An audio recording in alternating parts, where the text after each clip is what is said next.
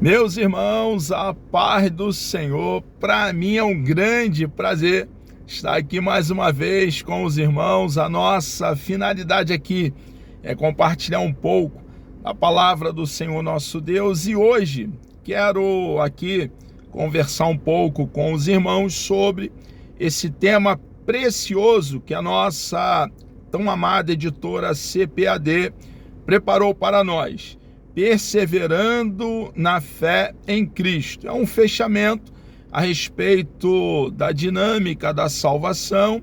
Vai ficar bem claro aqui para nós a soberania de Deus, a escolha divina e também a responsabilidade humana. É muito importante entendermos, irmãos, que há uma simetria no rolo sagrado, nas sagradas letras, no nosso manual. A Bíblia, que fala sobre o nosso Deus, ele ser soberano, também fala sobre a nossa responsabilidade, a nossa decisão de permanecermos nele. Então, precisamos estudar os mais de 31 mil versículos do rolo sagrado para entender essa conformidade que há na doutrina. Eu quero ler com os irmãos aqui em 2 de Pedro, capítulo 1, versículo 19, que diz assim: e temos muito firme a palavra dos profetas, a qual bem fazeis em estar atentos, como a uma luz que alumia em lugar escuro, até que o dia esclareça e a estrela da alva apareça em vosso coração. Quero ler também aqui a verdade que se aplica de grande relevância no estudo dessa lição. Nos diz assim: a Bíblia Sagrada, que é o nosso manual do cristão, é o único instrumento moral e espiritual estabelecido por Deus para aferir a nossa conduta diante do Criador, tudo o que precisamos saber no que concerne a como nos comportarmos diante do nosso Deus, como lidarmos com o nosso Deus, está dentro do rolo sagrado. As sagradas letras, o nosso manual, tem muito a nos ensinar, a nos orientar nesse assunto. Também a nossa conduta diante da sociedade. Nós que não somos eremita, não devemos nunca ficar no cume do outeiro, isolado, de jeito nenhum. Nós precisamos entender que fazemos parte da sociedade e no meio da sociedade é o nosso campo de atuação, como sal e luz que somos. Muitas vezes seremos estratégicos, mas o conteúdo não pode ser mudado. O conteúdo é o mesmo, o Evangelho. E nós, então, entendendo que a sociedade é o nosso campo de atuação, precisamos saber como lidar, como entrar e sair na sociedade. E a Bíblia é quem vai nos dar o norte de como nos comportar. Mas também a nossa conduta com relação à nossa pátria, o nosso país, o Brasil. Nós não podemos aí, como infelizmente nós observamos, agir de forma leviana com relação às autoridades constituídas, mesmo que essas autoridades não tenha temor ao nosso Deus e viva uma vida desregrada, dissoluta, uma vida na corrupção, na desonestidade, agindo de forma injusta. Nós cristãos, cidadão do céu, que temos o rolo sagrado, as sagradas letras como nosso manual, a nossa bússola, regra de fé e prática, devemos nos submeter às autoridades. Não podemos aí ficar usando termo chulo e também, além de termos depreciativo, com palavras jocosas, de zombaria, que causa riso em relação às autoridades constituídas. Nós precisamos, irmãos, tendo a Bíblia como nosso aferidor, aí sim, orar ao nosso Deus, gemer, chorar, clamar, invocar o santo nome do nosso amado e bendito Deus, para que Ele faça justiça, para que Ele faça justiça lá dentro das nossas autoridades. E Ele é poderoso, irmãos, para fazer justiça. Precisamos apresentar as Forças Armadas, Aeronáutica, Marinha, Exército, também a Polícia Federal, e pedir o nosso Deus para que Ele vá lá dentro e faça justiça. Porque Ele pode fazer justiça e Ele faz justiça. E quando Ele age, Ele é o Deus que não pode ser parado. Ele não pode ser frustrado. Mas nós, como cidadãos do céu, como seguidores de Cristo, jamais podemos fazer justiça com as nossas mãos. Nós também, como cidadão dos céus, aqui em peregrinação no planeta Terra, precisamos decidir, depois de uma análise acurada, no voto. Essa é a nossa parte e é o que o nosso manual, que é a nossa lei, a palavra do nosso Deus, nos orienta. Também no que concerne a nossa conduta na nossa família, como lidar com a nossa esposa, como lidar com os nossos filhos, para que aí, ao contrário de que tenhamos filhos que odeiam o nosso Deus, por nós querermos que os nossos filhos cumpram as nossas próprias doutrinas, formatada por nós mesmos, doutrina de homem, fazendo proibições aos nossos filhos que o nosso Deus nunca, jamais, irmãos, fez. Nós precisamos assimilar a boa doutrina, a palavra do nosso Deus, e orientar os nossos filhos. Nossos filhos precisam estudar a Bíblia com seriedade, jejuar, orar. E os nossos filhos precisam de lazer, ir ao cinema, ir ao parque, tomar tempo para se divertir, fazer um esporte. Nossos filhos precisam de estudar, terminar os estudos, fazer faculdade, pós-graduação, mestrado e quem sabe sair do nosso país, fazer um PhD no exterior. Precisamos dar saúde aos nossos filhos. Nossos filhos precisam de médico, atenção, disciplina. Não é essa sociedade influenciada pelo príncipe da potestade do ar, o diabo, quem orienta os nossos filhos. Nós, cidadão dos céus, nós, pais, é quem damos o norte aos nossos filhos, para que os nossos filhos então cresçam com o cérebro sã, saudável, sadio, equilibrado e preste aí um grande serviço no meio da sociedade. Quero ler com os irmãos ainda o texto sagrado da segunda carta do apóstolo Paulo, ali a Timóteo, capítulo 3, do versículo 10 ao versículo 17. Nos diz assim: tu, porém, Paulo falando a Timóteo, tem seguido a minha doutrina, modo de viver, intenção, fé, longanimidade, amor, paciência, perseguições, aflições, tais quais me acontecer em Antioquia, em Icônio e em Listra, quantas perseguições sofri, e o Senhor de todas me livrou. E também todos os que piamente querem viver em Cristo Jesus padecerão perseguições, mas os homens maus e enganadores irão de mal para pior, enganando e sendo enganados.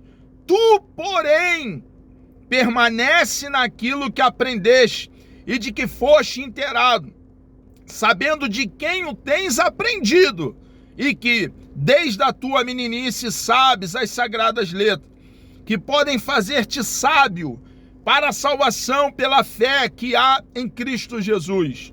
Toda escritura divinamente inspirada é proveitosa para ensinar, para redarguir, para corrigir, para instruir em justiça, para que o homem de Deus seja perfeito e perfeitamente instruído para toda boa obra. Paulo aqui então está doutrinando, orientando, ensinando ao pastor Timóteo, que na ocasião estava pastoreando a igreja que estava na cidade de Éfeso. Como ele deveria andar, como ele deveria agir. Irmãos, os céus e a terra passarão, mas as palavras do nosso Deus jamais passarão. As palavras registradas aqui em tela, a qual acabamos de ler, falou para o pastor Timóteo, lá no primeiro século, e fala para nós hoje, para toda a igreja do século 21, do contexto odierno, dos dias atuais, o modo que nós devemos nos conduzir, como devemos agir. Não somos norteados, guiados por essa sociedade corrompida e influenciada pelo príncipe da potestade do ar. Somos governados pelo rolo sagrado, pelas sagradas letras, pela palavra do nosso Deus. Tendo a palavra do nosso Deus como o nosso manual, a nossa bússola, a nossa regra de fé e prática, e devemos estudar o rolo sagrado, não a galope, não as carreiras, mas pormenorizadamente, minuciosamente, com o escopo, o objetivo, a finalidade de tornar realidade os seus ensinamentos na nossa própria vida. As religiões mundiais e os movimentos dissidentes delas possuem diversos escritos sagrados. Cada religião tem o seu escrito. No cristianismo, a fonte de autoridade é a Bíblia Sagrada. E a Bíblia Sagrada, irmãos, é a nossa lei. Nós temos uma cópia. Nós sabemos que o Antigo Testamento foi escrito em hebraico e o Novo Testamento foi escrito em grego. Existe também no rolo sagrado algumas porções de aramaico. Assim foi no original. O que temos hoje é uma cópia. E essa cópia, ela é fiel ao original. E nós precisamos seguir as orientações do rolo sagrado. Quando Moisés sobe ao monte e ele recebe as primeiras tábuas da lei, essas primeiras tábuas da lei foram escritas pelo dedo do nosso Deus, o nosso bendito e poderoso Deus, o Deus de toda graça, escreveu nas primeiras tábuas da lei a sua verdade, expressando, revelando o seu caráter santo e o querer dele para nós, seres humanos, nós, o seu povo. Quando Moisés desce do monte, lá estava Israel em grande dissolução, em grande orgia, e Moisés então quebra essas primeiras tábuas da lei. Em dado momento, Moisés sobe novamente ao monte, e agora o texto sagrado deixa bem claro que estas segundas tábuas da lei, Moisés foi quem escreveu. Deus ditou e Moisés escreveu. Essas segundas tábuas da lei eram cópias da original. E por ser fiel às primeiras tábuas que Moisés quebrou, tinha autoridade igual. Você e eu, aqui no Brasil, nós cristãos, que temos a palavra do nosso Deus, uma cópia no nosso idioma, no português, temos a poderosa palavra de Deus e devemos segui-la, devemos palmilhar pela vereda apontada pelo nosso rolo sagrado. Diante das heresias, é preciso perseverança. Irmãos, falsos profetas não são coisas de agora, do século 21. Falsos profetas já havia antes do primeiro século e também no primeiro século. Lá está no registro veterotestamentário muitos falsos profetas, e eles fizeram discípulos, fizeram escola, e eles estão aqui no século 21. Diante, irmãos, das heresias, dos ensinamentos não calçados na palavra do nosso Deus, nós precisamos ter o cuidado de assimilar bem a palavra do nosso Deus para não sermos levados por qualquer vento de doutrina, qualquer vento de ensinamento. Os falsos mestres, as duas epístolas a Timóteo, classificadas com justiça como epístolas pastorais, juntamente com a epístola a Tito, destaca-se também pelo seu caráter apologético. Então vemos que existe no registro, assim como Paulo escrevendo a Tito, que ele deixara ali na ilha chamada Creta, também aqui ele registrando ao pastor Timóteo um tom de defesa da fé cristã. E nós que pregamos o evangelho constantemente, se faz necessário defender a nossa fé. Então observamos ali um caráter apologético nas cartas. São refutações às heresias contra as fábulas e a genealogia intermináveis. Ele faz alusão a essas fábulas, a essa genealogia interminável que não edifica, pelo contrário, são deletérias e nociva. Em 1 Timóteo capítulo 1, versículo 4 e no capítulo 4, versículo 7, também em Tito, capítulo 3, versículo 9. E a expressão falsamente chamada ciência, 1 Timóteo capítulo 6, versículo 20. E isso já, como eu já fiz alusão, no primeiro século. Sem dúvida, é um combate ao pensamento gnóstico que começou a surgir e chegou ao ápice no século II. Aí temos aqui Irineu de Lyon, no ano 135 a 204, combateu o tal sistema. Em sua obra Contra as Heresias, o apóstolo Paulo está combatendo dois principais grupos heréticos em sua geração: os gnósticos de sua geração, como combateu as heresias judaicas também de sua época, e os falsos doutores da lei, como está claro em 1 Timóteo capítulo 1, versículo 7. Os falsos doutores da lei da circuncisão, também Tito Capítulo 1, versículo 10. E as fábulas judaicas, como também aparece em Tito, capítulo 1, versículo 14.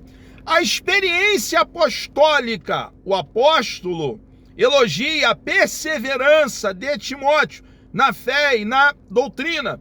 Em tempos tão difíceis, as perseguições são uma referência à experiência da primeira viagem missionária juntamente com Barnabé. É verdade que Timóteo se integrou à comitiva de Paulo em Listra, na sua segunda viagem missionária. Isso aconteceu depois destas perseguições. E Timóteo, nessa época, ainda não fazia parte da comitiva paulina.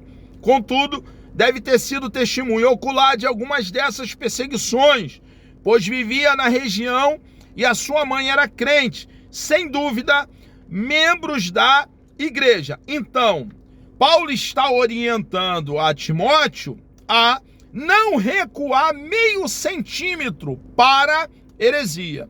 Existe um texto que está no livro do escritor desconhecido aos Hebreus, que nos diz assim: segui a paz com todos e a santificação, sem a qual ninguém verá o Senhor. E tem uma vírgula depois do Senhor. E continua. E vai falar sobre um coração que traz raiz de amargura. E depois vem um ponto. E esse texto, erradamente, em muitas ocasiões, é usado para frear ou até para refutar nós que combatemos heresia, que não recuamos meio centímetro para aquilo que é um câncer que tenta invadir os nossos arraiais e atingir o rebanho de Deus, a igreja de nosso Senhor e Salvador Jesus Cristo. E esse texto algumas vezes é usado para nos afrontar como se nós não seguíssemos a paz com todos. É isso que o texto ali está dizendo. Observe que o texto aparece no capítulo 12 da carta aos Hebreus. No capítulo 11 está falando ali sobre os grandes na fé, está ali aquela galeria, vai falar sobre Abraão, sobre Isaac, sobre Jacó e muitos outros ali que estavam no anonimato, homens que foram apedrejados, morreram a fio de espada, homens que foram cerrados, está lá no capítulo 11 da carta aos Hebreus. Dentro desse contexto, irmãos, lembrando que no grego não havia essa divisão de capítulos e versículo. Essa divisão de capítulos e versículo foi algo agora, muito perto de nós, como nós temos essa divisão. Lá no texto está bem claro que o contexto era um contexto de perseguição à igreja. Muitos estavam sendo mortos, eram mártires, por não negar a fé em Jesus. E o texto está afirmando que, ao contrário de nós termos raiz de amargura contra aqueles que nos perseguem e nos mata, nós devemos seguir a paz com eles e a santificação. O que o texto está dizendo? Que o cristão alcançado pela graça de Deus mediante a fé, que foi ferido pelo evangelho, não traz raiz de amargura contra aqueles que querem o seu mal. É isso que o texto, seguir a paz com todos e a santificação, sem a qual ninguém verá o Senhor, está afirmando. O texto jamais, com honestidade, pode ser usado para querer nos afrontar, nós que, assim como Jesus, o cabeça da igreja, salvador do corpo, que é a sua própria igreja, Nós que, assim como os apóstolos, não recuamos meio centímetro para heresia. Não pode ser usado esse texto dessa forma. Sendo honesto, nós não podemos, irmãos, fazer exegese. Nós não podemos colocar no texto o que o texto nunca disse. Nós precisamos fazer exegese. Precisamos sacar, arrancar do texto o que o texto está dizendo. Texto sem contexto é pretexto para heresia. Texto sem contexto é pretexto para heresia. Nós precisamos, ao estudar o texto, entender o contexto. Todo o cenário histórico, cultural que está ali envolvendo aquele mesmo texto. Os apóstolos do nosso Senhor e Salvador Jesus Cristo, e nós cristãos devemos andar nas suas pisaduras, não recuavam meio centímetro para ensinamentos não bíblicos, se colocavam, e o apóstolo Paulo está aqui firmando essa verdade ao escrever a carta ao pastor Timóteo, para que ele persevere na sã doutrina, para que ele não abandone os ensinamentos que lhe fora passado. E nós devemos agir da mesma forma, entendendo o querer, o verbo querer, em todos os que piamente querem viver em Cristo Jesus padecerão perseguição. Como eu falei no início, nós precisamos entender a nossa responsabilidade pessoal. Nós não somos robôs, irmãos. Nós somos seres humanos. Fomos criados à imagem e semelhança do Deus eterno. Somos a coroa da criação. E em Cristo nós precisamos nos manter firmes. Temos aqui a autoridade da escolha. Podemos decidir pelo bem e pelo mal. E devemos, então, ao contrário de abandonar a fé, ao contrário da apostasia, de resistir à graça de Deus, dar de ombro, dar as costas para o Evangelho, uma vez que o Evangelho nos feriu, precisamos permanecer em Deus, permanecer no nosso Senhor e Salvador Jesus Cristo até o final. É mais que um simples desejo, mas uma resolução, irmão, esse querer. Ou seja, um propósito de coração. É uma vida com propósito. Fui alcançado, atingido pela graça de Deus e vou voluntariamente, com o amor, o coração saltando de alegria e saturado de amor, seguir aquele que pagou um alto preço pelo meu resgate, aquele que me arrancou do mercado de escravo e me deu liberdade para amá-lo, para servi-lo, e nele, no nosso Deus, somos plenamente satisfeitos. Sofrer pela causa do Evangelho é um motivo para glorificar a Deus, porque sobre vós repousa o Espírito da glória de Deus. 1 de Pedro, capítulo 4, versículo 14. É isso que Deus espera. Irmãos, isso aqui é muito sério, irmãos. Essa colocação.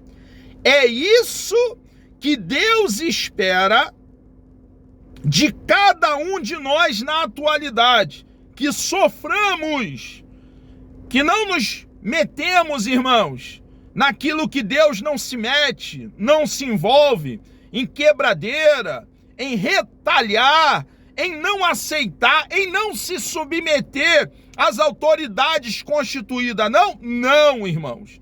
O que Deus espera de cada um de nós é que soframos pelo Evangelho.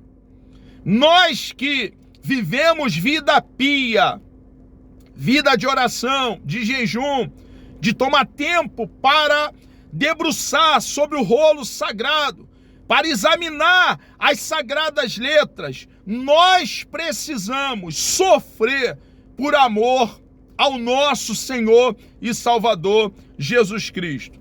Característica dos enganadores. O termo usado pelo apóstolo para enganadores ou impostores é, no grego, goés, uma palavra que aparece uma só vez no Novo Testamento e nenhuma na Septuaginta.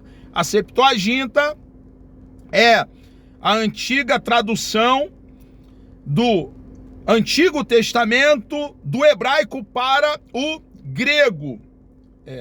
A conhecida versão 270. Em dado momento, 70 judeus foram separados, escolhidos a dedo, eruditos, para então ali no Egito, em Alexandria, fazer essa tradução do Antigo Testamento, do hebraico para o grego. Então, essa obra é conhecida como Septuaginta, usada na antiga literatura grega como embusteiro. Está falando aqui do enganador, dos impostores. Impostor, feiticeiro, charlatão, encantador. Olha os termos que o apóstolo Paulo usava. A palavra aqui no grego, claro, como já fiz alusão, é goés. Mas olha os termos que ele usava, irmãos. Não recuava meio centímetro para ensinamentos não bíblicos. Era dessa maneira que ele tratava um falso profeta, um falso apóstolo, um vigarista. Lá naquela época já havia. E os falsos apóstolos do primeiro século fizeram escola. Existem muitos aqui hoje, no século 21. Então o termo está falando de embusteiro, impostor, feiticeiro, charlatão, encantador. Será que o apóstolo Paulo não seguia a paz com todos e a santificação? Será que o apóstolo Paulo, por ter essa postura firme, ele não verá a Deus? Nós sabemos, irmãos, que o apóstolo Paulo foi um grande homem de Deus, um apóstolo que escreveu grande parte do Novo Testamento. Então o texto de seguir a paz com todos e a santificação não pode ser usado, irmãos, para frear homens de Deus que andam nas pisaduras dos apóstolos. Então essas pessoas denunciadas por Paulo pertencem ao campo religioso, denunciada por Paulo.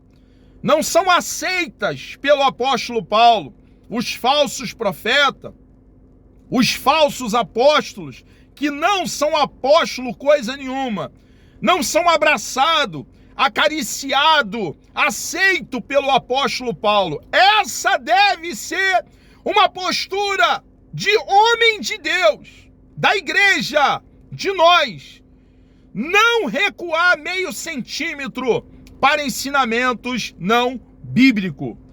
Paulo pertence ao campo. Isso indica que o apóstolo está se referindo a ensinadores e doutrinadores de mentiras e falsos mestres. Em nada difere dos falsos doutores. Nenhum deles teve futuro promissor, como está em 2 Pedro, capítulo 2, do versículo 1 ao versículo 3. É assim que deve ser tratado um herege, aprendendo, sendo inteirado e sabendo. De quem Timóteo aprendeu as sagradas letras?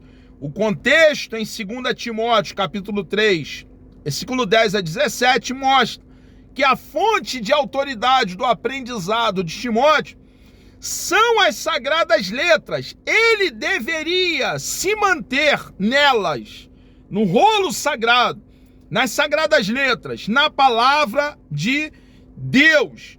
A Bíblia Sagrada foi inspirada por Deus. Deus soprou para dentro dos aproximadamente 40 escritores e eles registraram, livre de erro, com exatidão. O rolo sagrado é perfeito.